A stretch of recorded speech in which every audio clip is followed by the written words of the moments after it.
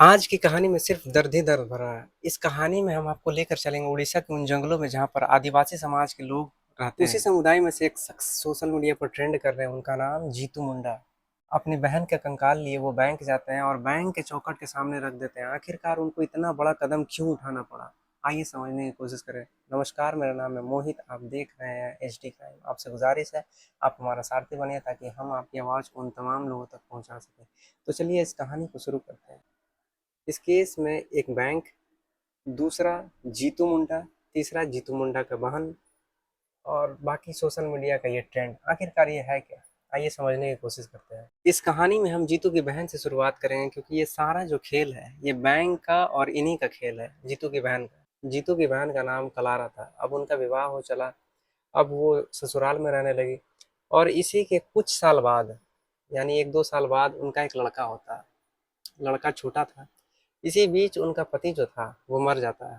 अब वो अकेली वो करेगी क्या? फिर वहीं पर अपना बेटे का चेहरा देखकर वो काम करते थे और काम करते करते उसके बाद फिर उनका बच्चा का भी तबीयत खराब हुआ। अचानक वो भी मर गया।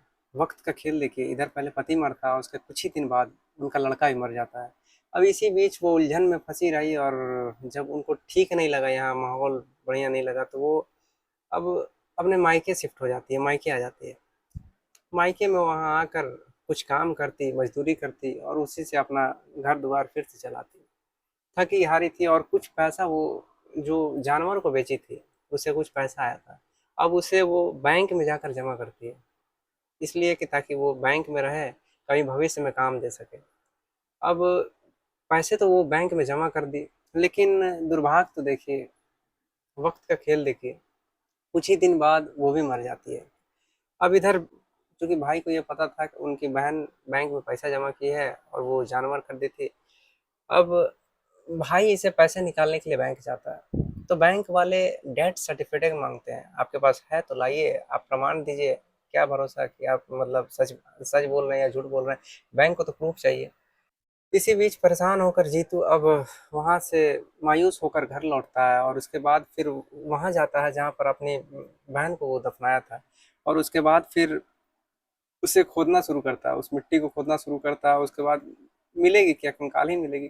कंकाल को लिए बोरा में एक भरता है और उसके बाद फिर कंधे पर अपना रख के वही तपती झुलसती धूप में वो चला जाता है 3 किलोमीटर। ना ही बदन पर कोई कपड़ा और ना ही पैरों में चप्पल। ये गरीबी का आलम कुछ ऐसा था। सिर्फ और सिर्फ एक गमछा था और वो भी धूल से सना हुआ था। और उसके बाद भी उनकी पैर रुकी नहीं। चलता गया, चलता गया, चलता गया और बैंक के सामने जाकर उसी चौखट के पास रख देता है। और उसके बाद बोलता है यही मेरे पास प्रूफ है और मेरे पास कोई प्रूफ नहीं है। अब इधर जब वो चल रहे थे वो रोड पे, तब वहाँ के लड़के जो थे वीडियो बना लेते हैं और उसके बाद सोशल मीडिया का ज़माना है और सोशल मीडिया पर ये काफ़ी ज़्यादा ट्रेंड करने लगा।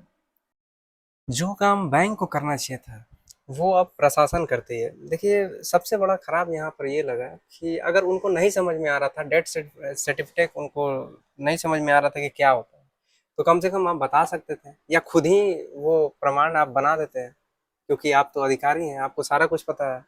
लेकिन यहाँ पर प्रशासन ही सारी कुछ काम करती है और उसके बाद उनका पैसा मिलता है। वो पैसा करीब 19,300 रुपया था जो उनकी बहन कलारा जमा करवाई थी। 19,300 रुपया जमा करवाई थी। उसके बाद फिर पैसा मिलता है। मतलब तब सोशल मीडिया पर ये ट्रेंड होने लगा कि मतलब पैसे मांगने के लिए भी अब इतना बड़ा प्रक्रिया से हमें गुजरना पड़ेगा कि कंकाल सामने ला दो। इस केस की गंभीरता को देखते हुए क्या बैंक को एक्शन नहीं लेना चाहिए था? ये कहानी आपको कैसी लगी कमेंट करके जरूर बताइएगा। धन्यवाद।